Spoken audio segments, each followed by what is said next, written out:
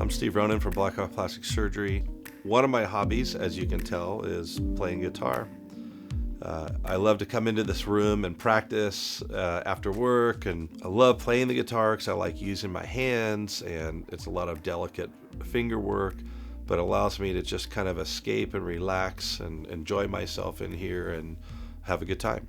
I enjoy collecting guitars as well as playing them. In this room I have about a dozen guitars of various types. Some of them are more historical, like I have one of the original electric guitars. Others have been owned or played by famous people. Plastic surgery has two sides. It has a very engineering, practical side, and then it has a more artistic, visual side. And you really have to have both sides down to do this profession well. When I was little, I was very math science oriented, but I also liked to draw and was fairly artistic. And my parents really tried to downplay the artistic side and push the math science side. I think they were afraid I was going to grow up and be an artist someday.